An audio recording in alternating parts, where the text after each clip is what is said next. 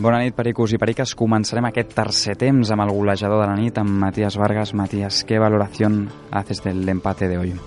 Bueno, me parece muy positivo, también lo pudimos ganar.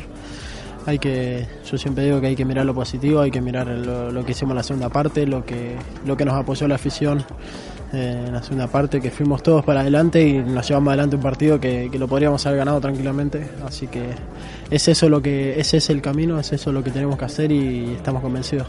La lástima, Mati, es que no ha llegado este segundo gol cuando mejor estaba el equipo en la segunda parte. Sí, pero ya llegará, va a llegar otros partidos y nada, como te digo, hay que estar tranquilo y positivo con lo que pasó. Ahora lo remarcabas, se ha vivido un gran ambiente en el debut en esta fase de grupos, ¿verdad? También palabras para la afición. Sí, la verdad que es para agradecer el apoyo. Fue increíble en la segunda parte, como no nos escuchábamos dentro de la cancha, así que fue muy lindo y bueno, muy ilusionante también para lo que viene. Muchas gracias, Mati. Seguiremos amb Bernardo. Bernardo, ¿qué sensaciones te deja el partido de hoy? Bueno, sensaciones quizás agridulces.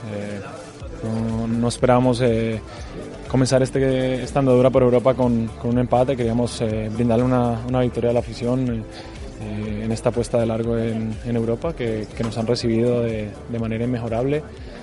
Nos vamos con la sensación de quizás haber merecido un poco más al final. El listón que hemos dado en la segunda parte creo que es el que debemos reflejarnos y mantenerlo y rescatar bastantes cosas positivas que ha dado el partido. Y en cualquier caso, Bernardo, el domingo otro partido aquí en casa frente a la Real Sociedad para seguir sumando y seguir cosechando estas sensaciones que ha dejado el equipo, sobre todo en la segunda parte. Sí, completamente, ¿no? Pensar siempre en lo que viene, que es bastante igual de bonito. Debemos exigirnos al máximo y en este caso creo que en la primera parte el equipo ha dejado de exigirse quizás lo que sí hemos demostrado en la segunda parte y como bien digo, ¿no? El listón marcado en la que nos hemos encontrado cómodos con la pelota, haciendo transiciones rápidas, llegando al área rival con mucha gente y en numerosas ocasiones.